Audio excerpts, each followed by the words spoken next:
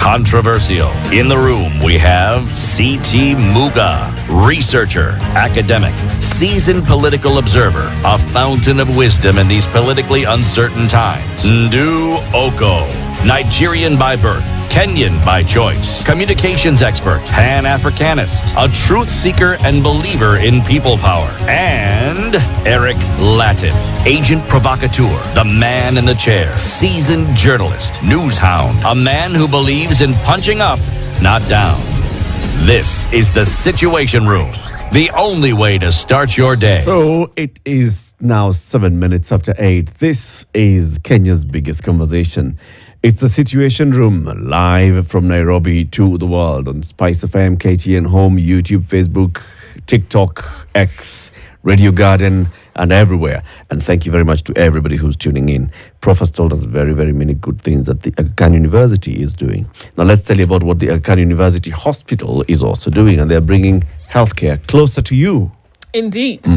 The most recently established Roy Sambu Specialty Care Centre at the Jewel Plaza, which is right on the Roy Sambu roundabout. And what does this do? Ensures that certain treatments or medical care that you would be looking for, you will find available close to where you work and close to where you live. It's just one that has been established. One would think that many more would be established around the city or around other places, because that's the plan. That can we get universal health care right where you need it and you don't have to go too far to get it. So what can you find at the centre? This has happened a lot today.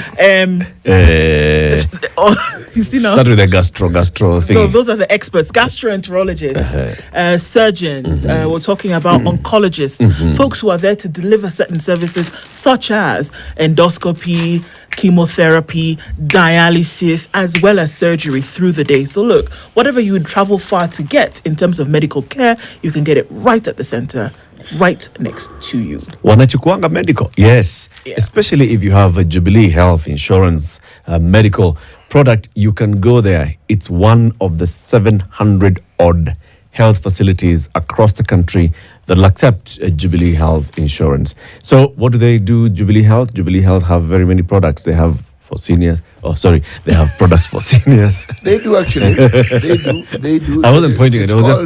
Yes, they do. You were just naming things. Yes, they most certainly do. They do. Plus, in the event that you're traveling and you need insurance, yes, they offer something really attractive. It's called the Premium International Cover. Yeah. And it covers you up to, in dollars here, $4.5 million US. Imagine. Yes. After you've paid how much? Look at it this way. No, it's up to. So it depends on how much you want. It's up to. Meaning, it's not as though you appear there. What's your cover? And then they ask you what's your bank account and they send you 4.5 million. No. That's not how it works. That would have been cool. Yes. No. It's you have a limit of $4.5 million US. That is a great deal of money. Can keep you healthy for a long time. This is true. Yes. Okay. Very good. How do you get any of those products from Jubilee Health Insurance? You can go to their website, www.jubileeinsurance.com. That is .com. Okay. Or you can call them at 0709 949 000. Bas. Very good. You're doing very well, City. Thank you so much. Sana. You can also send an SMS to the number 40643. That's 40643. Write the word health. That's enough. Health. Health. That's enough, and they'll sort you out. Okay? Later, as we're taking the traffic break, we'll tell you how you can watch the Euro 2024 finals on Sunday. On Sunday. Yes. The second Saturday of the weekend. We'll tell you about that. For now, City, remind us the day's proverb. I will. Our proverbs for the whole of this week have been from the island nation of Sao Tome and Principe. Yes. A devil with fine manners can only carry you to hell. A devil with fine manners can only carry you to hell. I've met Yes. one. Okay. Continue. So you've been to hell. Okay, I'm back and I'm still standing. All right. So how is it there? Is it as bad as they say? Worse. But you survived. Imagine. But you're alive. Imagine. The girl who went to hell is alive. Isn't she not? She's still alive. Still alive. I think she went to the heaven version of hell. That girl who went to hell, she's still alive. I believe so. Okay. Okay. Constitution of Kenya. We are not going to do with chapter 1. We know chapter 1 very, very well. Don't we know chapter 1 very, very well? We the people. That's the preamble. That's the preamble to the Constitution. The chapter 1 of the Constitution. No, I'm not going to do that. I'm going to read chapter Article 152 of the Constitution. The Cabinet. The Cabinet consists of, please fold your fingers, the President, the Deputy President, the Attorney General, Yes. not fewer than 14 and not more than 22 cabinet Count them secretaries. all on my feet. I don't have. No, the other one you can just do like Okay, this. just do like this. Okay, so Not okay. fewer than 14, not more than 22. Okay? And it ends there. Okay, That is the cabinet. that is it. Yes. Okay. Okay? With the duties of discharge, Yeah? what duties of? Kazi sasa ya cabinet ni mingi. Kazi ya cabinet sasa kutoka hapo, cabinet ni mingi. They should not be a member of parliament and all those things. And the job of the cabinet, a decision by the cabinet shall be in writing. The cabinet shall act in accordance with the law, provide parliament with full and regular reports concerning matters under their control. But then there's also another office that serves there, and it's the office of the secretary to the cabinet, which is an office in the public service. Okay? Secretary to the cabinet. President William Ruto announced his cabinet soon after he was sworn in as president, right? Mm-hmm. So he nominated members of his cabinet. They were vetted by parliament. They were appointed. Yesterday, President William Ruto dismissed the entire cabinet bar one member that he had appointed. And this is Musalia Mudavadi, who has the title of Prime Cabinet Secretary and Secretary for Foreign Affairs, Foreign and Diaspora Affairs. Mm-hmm. Sawa. Mm-hmm. The other 21 members, home. Are we together so far? So far. Actually, is it 21 or 22? 21. The 22nd is still in office. Okay? 21 members have gone home. The 22nd member of a cabinet, that's the Prime Cabinet Secretary, Musalia Mudavadi, is still in office. With Mudavadi, he's 23. No.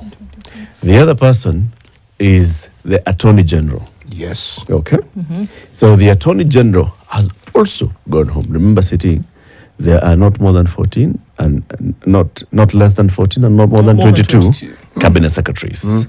And then the other cabinet members are the Attorney General, the Deputy President, and the President. Uh-huh. You get it now?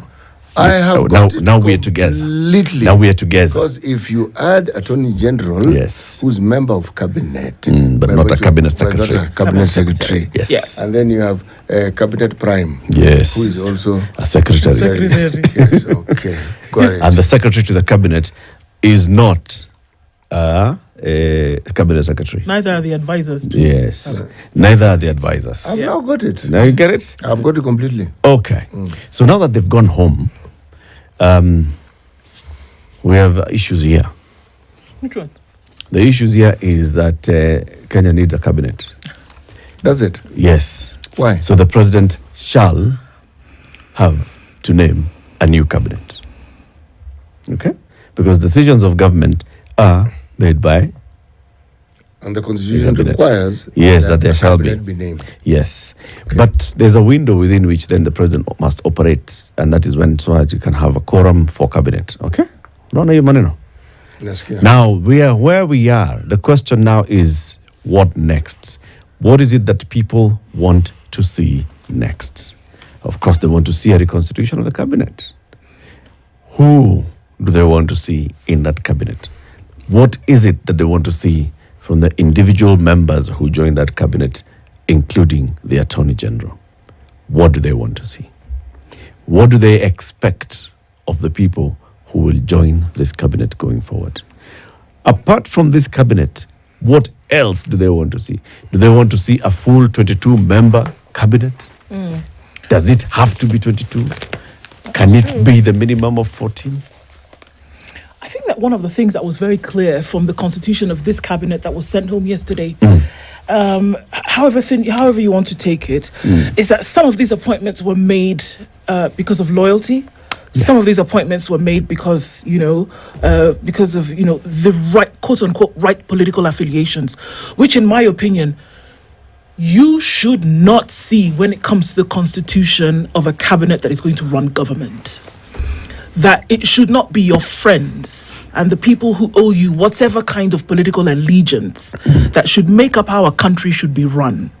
We see it too often, and it should not be. People are waiting in line to get some kind of favor or to kind of get some establishment for the loyalty that they gave you prior to you becoming the head honcho of the nation. Right? Yes. We saw this. It was clear.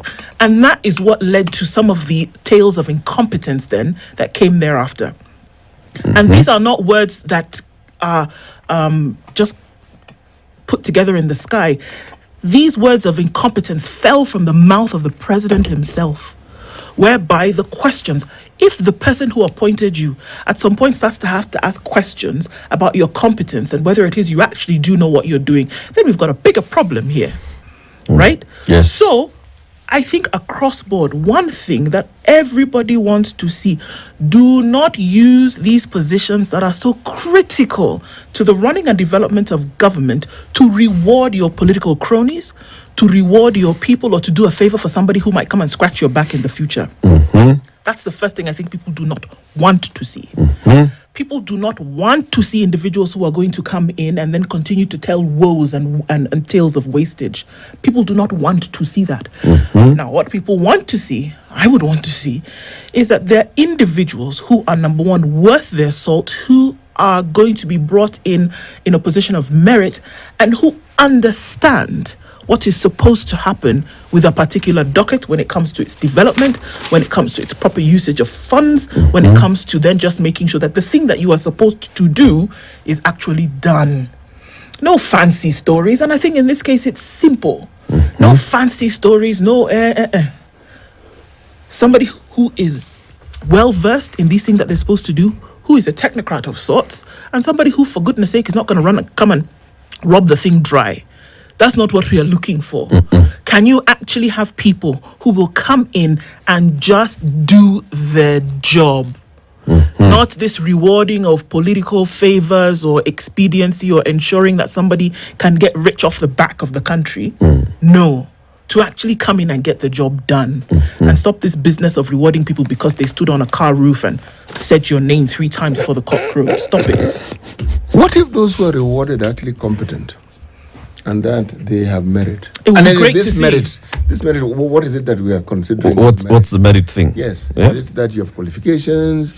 Or is it that Well, you we've have a seen track you in another record? capacity actually work the thing and it works. That we've seen you actually work before. Yes. Yeah. I, to be very honest, if you gave somebody who happens to be your friend, is loyal to you, but is actually able to think, and if you shake the head like this, more than 2 things knock each other, and then they can actually show you that they've done something in the past, by all means. But unfortunately, this number that we saw go home, how many can you count on one hand?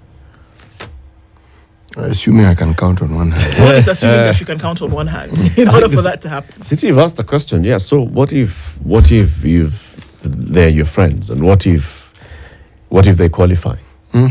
What if they represent everything that you want to see in a cabinet? What do you do then? You know, the regional balance, the face of Kenya, the composition of the national executive shall reflect the regional and ethnic diversity of the people of Kenya. Article 129 or 132 of the Constitution.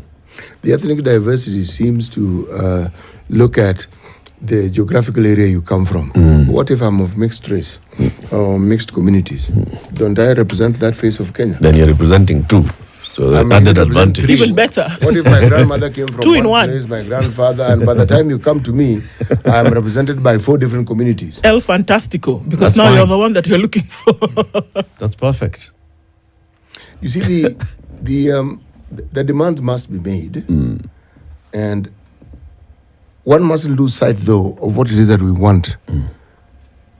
Even if someone qualifies, how then will we measure their capacity to have do the integrity? They may be able, technically, they may be competent. how do we then determine that this is a person who will actually do right? Because you're an engineer, you've trained, for example. Yes. But how do we know that you are not going to reduce the size of the road? You're not the sort of person who will collude with the contractor so that instead of there being 1.5 meters, there's 1.25 meters. How do we know you're not that sort of person? Simbo, the president shall nominate you and your name shall be forwarded to Parliament. Right. And Parliament shall conduct a vetting. Judiciously. And in that vetting, they will invite for public participation. Yes. And anybody who has ever dealt with you and seen and noticed that you did the thing that you're saying, reduce the size of the road by an inch, and you ate the inch, right? For 100 kilometers. For 100 kilometers, shall have the opportunity to come to Parliament and actually present that and say, Yes. you know what, this person, from their past performance, they don't have integrity. And that is the importance of that parliamentary process. That is why the Constitution says these people will be vetted before they are appointed. It'll come out. These things come out of the woodwork. They do, especially if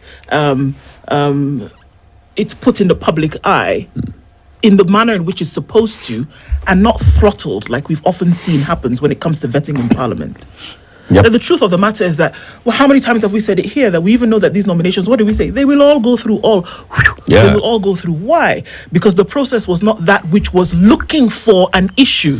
It was that which was saying, okay, here it is. It's been nominated by the president. Let's just go ahead and sign against it and let this thing keep on going. But if you have a process whereby truly, we're making sure that this person is supposed to be in this, who is supposed to be in this seat, actually doesn't have any issue when it comes to actually sitting in that position and doing what they ought to do, it will come out. It's like those people who say bands of marriage are being read. If anybody knows any just cause or whatever, why these two should not be joining, somebody will show up with a baby on her hip. Somebody will come out. And there's usually a scuffle outside the church. I'm telling you. Somebody's being restrained coming into the church. You see Somebody that- will come out. And this is where now the issue comes in, right? Vetting happens in Parliament. And Parliament should be representing the views and the feelings of Kenya. And that's why when Parliament then calls and says, if you've got any issue that you can raise on this particular nominee, please come forward and bring it to us. Now, Parliament should then look at this and say, we shall do our job as we are supposed to do. And the issue of integrity cannot then be boiled down to those other issues of, give them fair administration, justice. They have not gone through the due process of the law. Or it was just, they were just taken to court. They had just been arrested, but you see, those were just... No. It should be, if this person has ever been investigated, an investigation file has been taken to the DPP. The DPP and the experts in law in the DPP's office have actually found that there is sufficient evidence to take to court. And this person has been taken to court and they have been charged on something. Then that person has questions on their integrity, whether the process has actually finished or not. Unless we are saying that we don't trust our investigating agencies and we don't trust our DPP or DPP, unless we are saying that. But if those are some of the issues that now we need to be more strict on. So in essence, we're saying that when we follow due process, and we will be demanding that if there's even the slightest whiff of a scandal, until it is settled, you cannot vie for public office. No.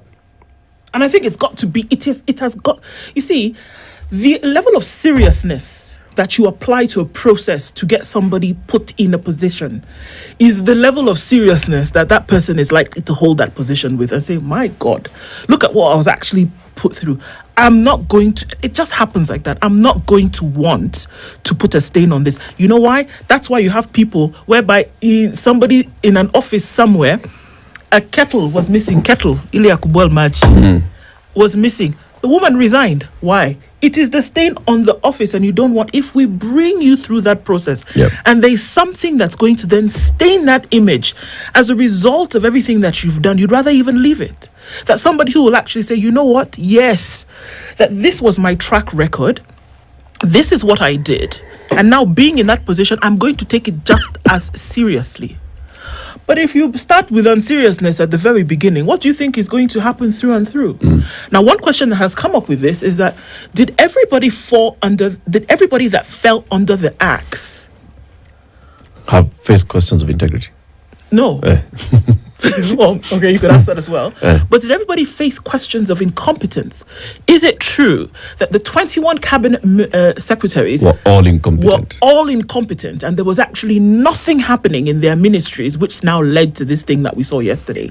Or did everybody now suffer blanket condemnation as a result of what is happening in the country? Did the president really feel that each 21, except for Prime, that all 21 of them actually were doing doggone nothing for the last 2 years? Maybe not.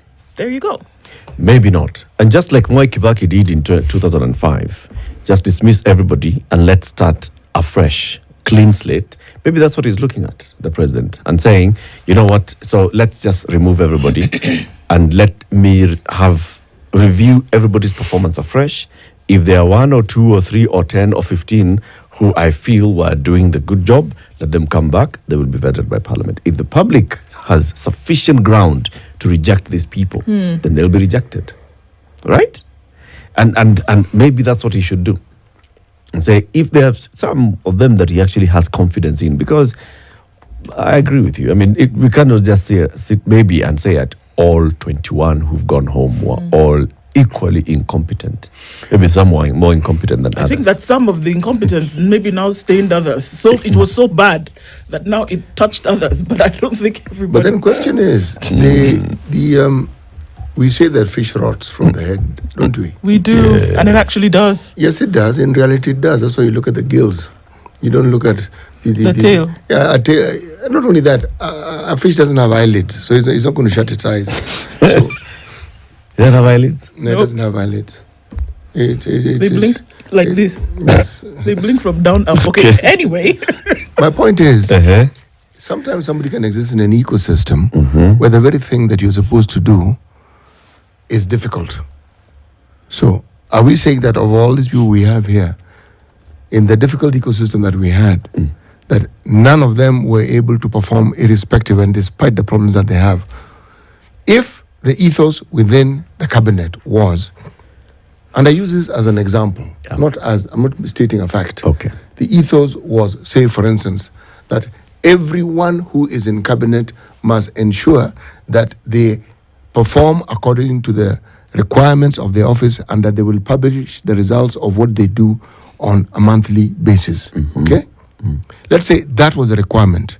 Now, if that was a requirement, would we say when we look at these ministers who have been told to go home, that there are any of them who, even if it was every 2 months, who took the point of ensuring that they tell the employers who are the sovereign that this is what we're doing, this is how we're doing it, and this is where we want to go with it? Or, if you converse it, a situation where the unwritten ethos in the cabinet was, whatever job you have been given, you must ensure that you amass as much as you possibly can in the shortest time possible. Again, as an example. Of course. Yes. So shouldn't we ask the question then? And maybe it's uncomfortable, but if you are in the position whereby you appointed incompetent people, should we also not be looking at you? It isn't should we not. We must look at you because you are the appointing officer. There you go. You cannot escape the glare of light here, because if we shine the glare of light on the appointees, then we must shine appointer. on the yes, we must, and we must ask, explain the criteria, and if what we're seeing has happened, then we can say it is clear the criteria didn't work. Okay, which means the focus on you. The focus on you didn't work, but the criteria used for choosing the people who you've now determined should actually take a break. Okay? Remember in an earlier hour we had asked if indeed there were some people in cabinet whom the president himself mentioned were clearly not up to the task. Was that not the point at which they should have stepped aside? Yes. But that's why the question of integrity is really, really important. Yes. Okay. Some of the things are happening here, and we are at a very, very good point in our country. because we are testing the constitution in all manners. Yes, we are. All manners, always, where people are coming up and saying, no, we are not happy with this government. All right? Where we are seeing the president then responding in one way or another. And one of the responses is this one of saying, I am going to reconstitute this government. All right? Now, the other question is the matters that matter. Chapter 6 of our constitution is an integral part of our constitution. And this is this one that says that we shall have leaders with moral authority and integrity. Because if you have people with integrity and of integrity, then those questions emerge. If you sit and you see that there's so much public outcry and low public trust and confidence in the work that you're doing in your ministry or in your docket, then you go to your appointing authority and say, Mr. President, I think the people are just not happy with what I'm doing. I want to go and perform some lighter duties. All right? Yes. And this is where you live. And you live on that point of, I am hearing you guys just don't think, and you think I'm letting down this government. I step aside. If you look at the lived ethos, You have brought issues, so much issues Yes. of the fertilizer. Yes, there was substandard fertilizer. It was not fake, it was substandard, it was anything, but it happened on my watch. And I take responsibility. yes, Mea maxima culpa. exactly. I go home. But not saying that, no. But Oh, I the no's were plenty. But I did my job. At the beginning, with the Kenya National Trading Corporation, you bring in all manner of goods and services, and the understanding was, wananchi are going to benefit from this. Yeah. Because now you'll have a situation where people can buy good products, quality products at a much reduced price. There's a lot of kerfuffle about it, there's a lot of noise about it, there's razzmatazz, and then it vanishes. And the very thing that you are told is not what happened. I mean, you're talking about things that were said to have been done in one way and were intended for one, and then it turned out to be something quite different. The question I was going to ask is this. When you have a situation where action has taken place, should we then not focus on the gains of what has happened as we look at the past for lessons and understand what it is that got us here? Why do I say this? It is not the first time in this country that we've had protests. It is not the first time that changes have been made. It is not the first time that something monumental has happened. Repealing of the Section 2A was monumental because now multipartyism came in. Okay? There are many things of that nature. We had a referendum. I used to read about it, then I participated in one. Okay? It was monumental. Yeah. All these were points at which we're supposed to learn valuable lessons to move the country forward. Did we take the right steps? And did we look back at what had happened that led us there? Like now, here we are. Our lessons being learned. People have been killed. And in each of these things I mentioned, people died. Yep. And usually they were young people who died. Yep. Okay? People keep saying lessons were learned. Now, when you learn a lesson, they ought to be a manifestation of that learning having been internalized. If you look at the conduct of those who have been in power, whether it is parliament or whether it's a cabinet, you have to wonder, what lesson were they learning? Because the manifestation is there. But what were they learning? Were they taking stock of what we ought to take stock of chances that we've had as a country and which we have missed? Because if we don't, even this one, which has arrived at Clearly us. they didn't. Yes. And I think this is why the importance now shifts Yes. from expecting them to take lessons Yes. to being we, the people, taking lessons. Yes. After 2010, it has become clear. It is now in letter, not just in spirit, in letter, that we, the people, are the sovereign. Yeah. That this is our country. Yeah. That we exercise our sovereign power ourselves. We go once in every 5 years, in the second Tuesday of August, every fifth year, to delegate some of that power to elected representatives to perform it on our behalf. Some do, and they don't. They think it's Not all. Some. Some of that power. Okay. Now we are at a point where we are woke. It's about time. If we set the standards on integrity, if we set the standards on the kind of leadership that we want, if we set the standards on the kind of conversations that we want to have in this country, they will follow suit. Anybody else who we elect and put into office will follow suit, because it'll be clear. The employer has actually set the terms of reference. Yes. You are given a job description, a clear job description. So far, what's been happening is that the candidate comes with their job description and gives it to us. And we say, okay. And then we start asking them, but you told us that you can come to work at 8 a.m. You say, yeah, but I've just changed it now to 8:30 because the sun rises at 7. 24 minutes to 9. Let's take this quick break, take a look at the weather and traffic. We'll open the phone lines. The cabinet has been disbanded. The president is going to reconstitute this cabinet. He says he is looking at creating a leaner, more efficient and more responsive government. What are those elements of that kind of government? So what next? How do you vet the president, the cabinet? How many members should this cabinet have going forward? Must we have all 22 plus attorney general plus deputy president plus president? Must we have all 25? This is the Situation Room, the only way to start your... Ukisoma na kuamini moyoni, kwa hakika litafanyika. Je, waamini? Je, waamini? Je, waamini? Waamini wewe, litafanyika. Je, waamini wewe?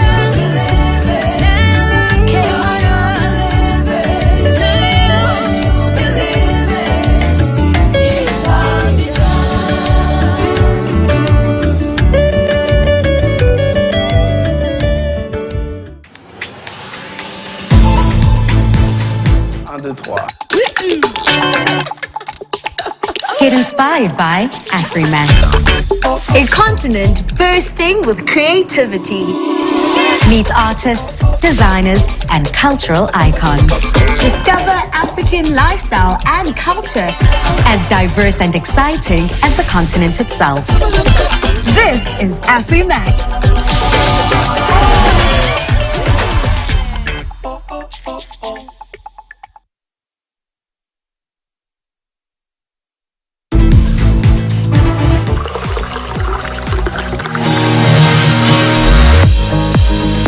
My name is Michael. I'm a content creator. Hii journey ya content naweza sema we don't start with numbers. Lazima kwanza uoneshe watu chenye unafanya ndo wapende wakuja wakufollow wakusupport. One of the challenges naweza sema nimeface ni acceptance. Unaanza video you post and unakuja unapatana sana comments negative kwanza. Na hawa say ni kama wanatakanga give up tu, usiendelee.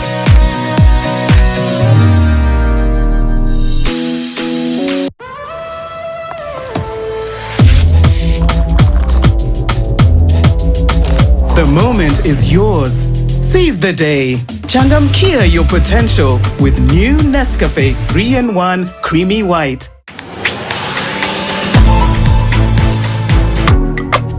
Senator Dr. Rasha Kelej and creator of our Africa TV show. All Africa will be part of our show. The CEO of MAC Foundation.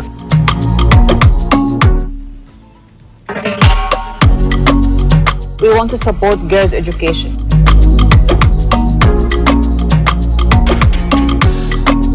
No to infertility stigma, yes to girls' education. We want to stop gender-based violence for stop. Number of child marriage will double by 2050.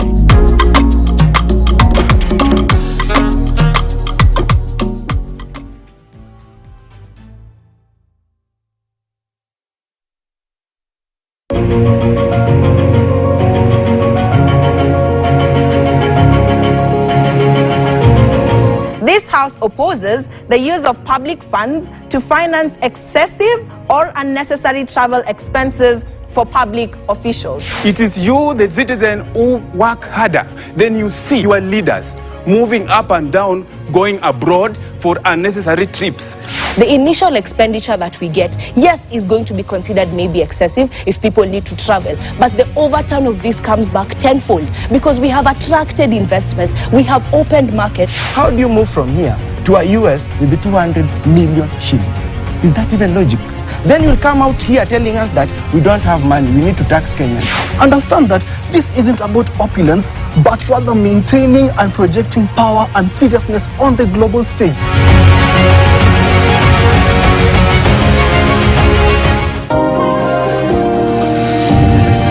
When I have back pain, I reach for 2 tablets of Panadol Extra.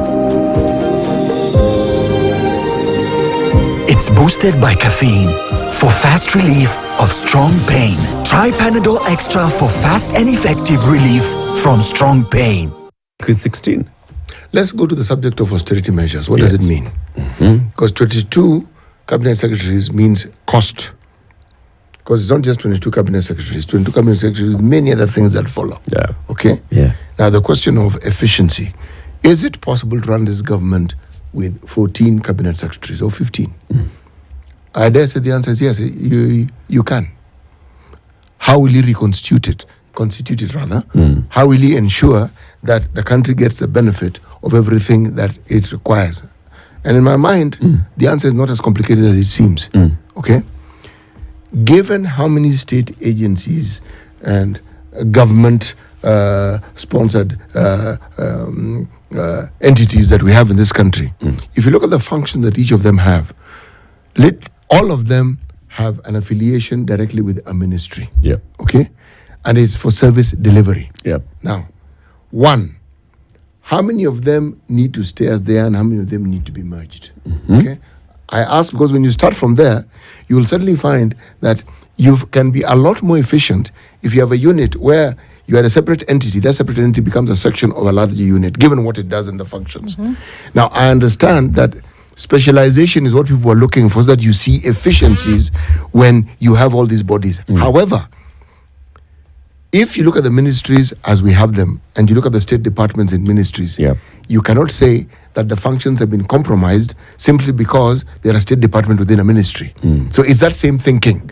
Now, if you merge them, that same thinking will prevail, in my opinion. So you may not need all the ministries that you're speaking about to do the very thing that you are, because there are ministries that you can see have some correlations.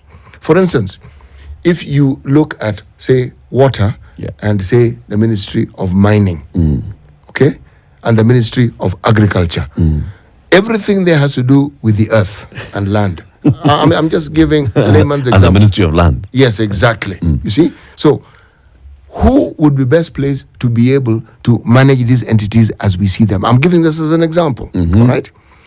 If the interest is to actually get efficiency, then you will look for people who are able to actually do that very difficult thing that you want. Somebody who can multitask, somebody has the capacity to understand how to make these things function. They are such people. Not looking for people who have the basic. No. We've gone beyond basic. You want somebody who's on top of their game. Somebody who, you know, this one has a proven track record. They're able to do this, and this. So you think it's possible to actually have 14 cabinet secretaries? Yes. 14 ministries? Yes. And then we have 49 state departments. Do you think it's possible to operate with half of that? Yes. 20 state departments? Yes. It is possible. It is very, very possible. Because I simply go back to a time when they didn't exist. How exactly were we functioning? Well, they were there. There was state department. There were principal secretaries. There were permanent secretaries. Yes, who exactly. Were heading Exactly. You see, the reward system is part of the reason why we have this bloated human resource complement that we have. It's a structure of our politics. Yes, exactly. It is. So, and we also understand the nature of it, and we also understand why the reward system is in place. We understand it. Yeah. But has it served the purpose it was supposed to? It hasn't. It has not. That's and the that's whole why point. the Gen Zs are out on the streets. It They're hasn't. saying this structure of this government is not serving us. Yes. And it's got to beat its It takes. That's what it does, and it does very well in taking. Okay? If it was producing the desired results, you wouldn't even look at it twice. You'd be very grateful that it exists. But when it doesn't, you're forced to look at it again and say, why exactly do we have all these things? Why?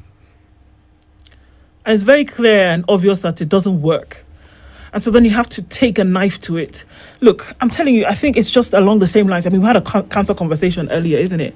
And that when you see that something is not working, even if you look at it from a cutting perspective, you never hear a doctor say, okay, well, let's just cut out half of the cancer and let's leave the rest there for a future date and see maybe if we can deal with it. No, you cut out the whole entire thing and then you see how it can then now regenerate, rather the healthy tissue regenerates on its own. Yep. Now, in this case, what we're saying is that I think there has been a lot of wastage. I think that there has been huge incompetence at play. Yeah. I think that there have been people who've been sitting in positions who have been subservient to the executive, and not necessarily because they want to come into a particular sector to do a job. And I think all of those things must be cleared and cut away. And that's why, number one, I don't think that if the issue of incompetence brought the sweep up of what we saw, then you have no business reinstituting any of those individuals back into a cabinet, number one. Number two, I think that the number ought to be reduced significantly, because I think the large numbers is what gives way to a lot of wastage, number one. And then they have just individuals who've seen, okay, well, it's a circus and party time and let's see what we can get out of this thing. That the business of government and leading a people and vanguarding their livelihoods has to be taken seriously. And I think for the longest time, it has not been taken seriously. And that's why you see the problems that we see today. It's not just in Kenya, it's replete in many other countries. So how serious are we taking the business of running the country and securing the livelihoods of Kenyans? And I think those are the things that have to be taken into consideration now. I don't care who's your friend. I don't care who smiled at you nicely when you're walking by. I don't care who sat with you on the plane every time you flew out when you were doing your campaigns. I don't care. Who is the person who is going to deliver on an agenda for the nation? If you are not ticking the boxes to answer that question, you have no business appointing somebody who doesn't tick those boxes. And I think until and unless we get very serious about that, we're just going to be going round and round in circles. What do you think? 14 or 22? I think or in between? What is the minimum? 14. 14. Yeah? 14. 14 is the minimum number of cabinet secretaries as per the constitution. So let's stick with that 14. Assume that's the maximum. Yes. That's what I'm saying. You cannot go below 14 because I would have said do 10. So do you understand what I'm saying? That's why I asked you what the minimum is. The minimum is 14. Okay, so the minimum is 14. Start with that minimum, with that 14. What can we do where we are? Can you have two people, like CT is saying? I mean, it sounded funny, but it's actually true. Yeah. Can you have two of these things merged into one another? Into one? Of course. Absolutely, you can. That's what I'm saying. How serious do you take it? By the way, it's the same thing. These relationships play one to the other, host and the other. It's even with human beings. How seriously somebody takes you, you will see the fruit of it. How serious you take this job that I'm doing, you will see the fruit. Nobody has to ask you. Nobody has to look for it. It'll be there in plain sight. Nobody has to tap you on the shoulder and say, oh, by the way, this guy for tourism is very serious. No, you will see. Oh, this person for lands actually are not corrupt. No, you will see it. Okay. It's in plain sight. If somebody is taking you seriously with the things that they say, you will see it in the things that they do. It is manifested in action. And if you are not serious about putting people in those positions, because we're not saying you don't need them, you do. You actually need these individuals who are going to come and shape how government will perform for the country, for the people. You need it. But if you're not taking in people who are serious about the business of it, you're wasting time, you're wasting resources, and you are dashing the expectations and hopes of 55 million people against a rock every single day. Don't. Okay. Let's go to the phone lines. Mr. Moral Values Mohammed from Wakijembe in Kwale County. Good morning. Good morning, sir. Wangwana, assalamu alaikum. Alaikum salam. Hamujambo nyote na baridi ya Nairobi. Hatujambo. Very good. Nimefurahi kuwasikia tena. Asante sana. The most important and very basic, crucial qualification for any cabinet secretary should be morally literate. And moral literate not only theoretically, it is even more important to be practically literate in moral and virtue. Otherwise, tutaimba usiku na mchana, nothing will happen. That is my contribution for this morning. Thank you, sir, and the lady. Thank you very much. Asante sana. And mwalimu Titi Muga pia. Baba, nimeshukuru sana, asante. Asante, mimi nimefurahi kusikia sauti yako mzee wetu. Sisi pia tunashukuru sana bwana. Everything you've told us about the need to have moral leaders has now come to pass. Yes. Na tumesema sana. Now to build up that one, yep, we have to start from our education system. We have to inculcate in our system or in our syllabus moral teaching, moral ethics. Thank you, Mohammed. From day one, from nursery mpaka huko mwisho, ndio alafu tutanyooka. Bila hivyo tunapoteza wakati. Thank you, sir. Asante. Eric in Washington, D.C. Hey guys, this is Eric again. I have to thank you guys for a tremendous job, especially Mr. Lateef with the president about 2 weeks ago. I had to stay up until 1:30 at night just to catch you on that. And I think you felt sorry for him after a while. I could tell from your own body gestures that there was some sympathy you had for him on your part. Very quickly, Miss Oko, your own president, Obasanjo, whom I love, was on TV as well. He's not the yesterday president. when I was watching the case. He's a former president. Well, not anymore. That's true. Correction. That's not anymore. Former president. Yes. And if you just watch the man's humility and his continence, the way he was so contemplative, and you compare him to the Kenyan president. I understand the age difference and so on, but humility and modesty should really be a virtue. And finally, to Mr. Muga. Mr. Muga is so prescient. He actually touched on this animal that is facing the Kenyan president right now. He's totally lost control. Remember, the whole thing initially was a financial bill, repeated. Right now, it is going to where the entire cabinet has been decapitated before our very eyes. And what he must realize, like Mr. Muga did a couple of weeks ago, when I first heard CT, he's so contemplative, was that there's a momentum to this thing. And after a while, like William Butler Yeats, the Irish poet, said, it becomes a beast. And you have to stay on top of it, like you're riding a tiger. Yep. And I'm watching the president today, and there's nothing in his body language, in his gestures. And by the way, you two journalists, and I put you at the very top, Lateef, because you're one of the very best in the country. You and John Allen Namu missed the signals as well. You guys were taken by surprise as an industry, as the entire executive of the presidency was. He came from far left, like we say from up here. Anyway, I want to thank all of you guys. You do a tremendous job. I stay up until 1:30 just to watch you. Thank you, Eric. Have a good night. Thank you. Thank you. Patrick in Lower Kabete, good morning. Good morning to you guys. How are you, Siti, Ndu, and Eric? I hope you're well. We're very well. Okay, so I'm a millennial by nature, not by nature, by age, and so I'm not gonna be a millennial by forever. But what I'm gonna say is this: we are looking for a lean government, and the lean government starts from the national government, and what the president does, the governors also do. So if he has a bloated government at the national level, there will be bloatedness in the county level, there will be bloatedness at the constituency level, and so on and so forth. You see, this discussion that you're having in terms of opulence and nepotism and all that started way back during where complaints of Kawira Mwangaza and her husband and her sister, that kind of thing, way back. And we have been complaining that this government we are really overrepresented. So I think, as the way Ndu has said, a start of 14 ministries is good for a start, because the country cannot function without a cabinet as per the constitution.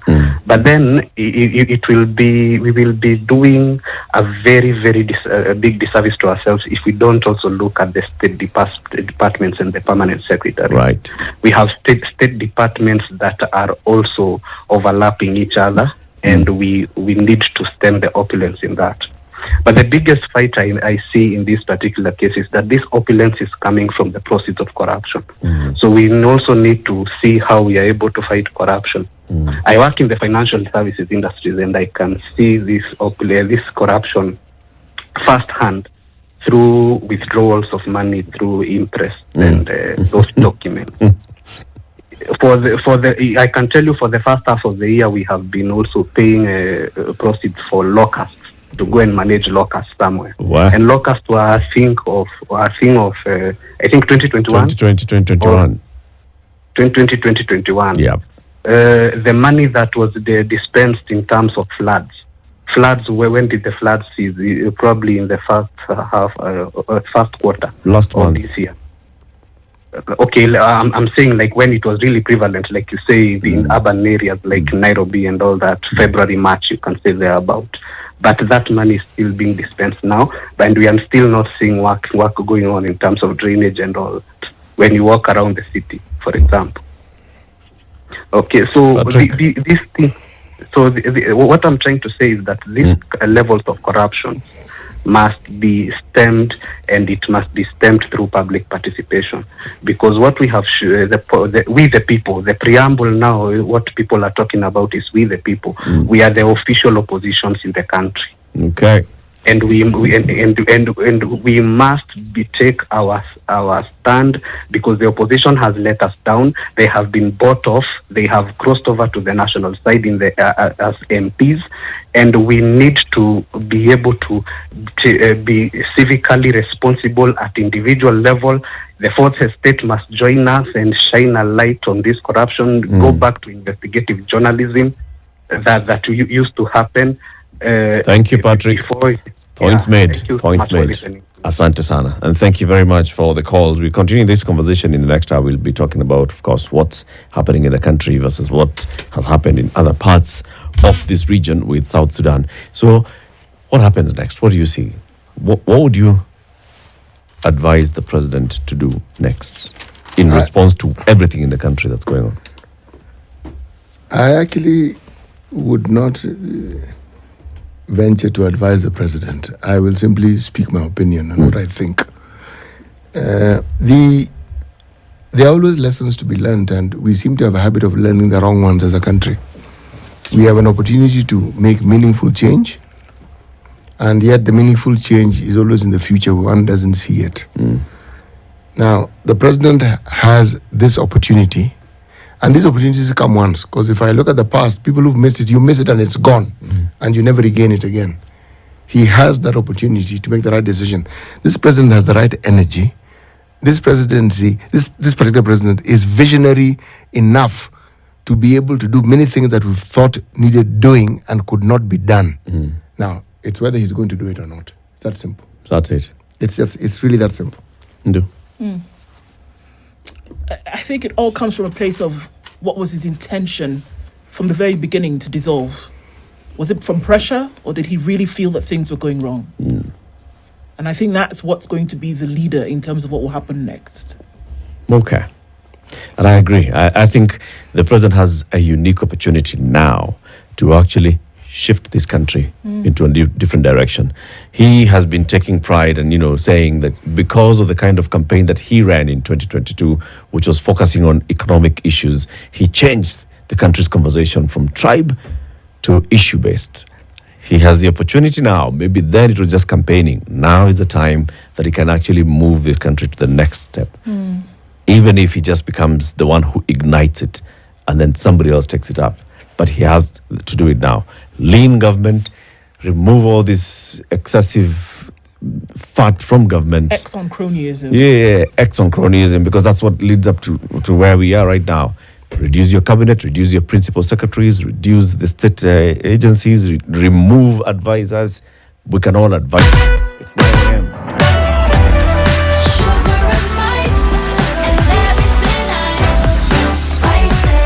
Spice up your life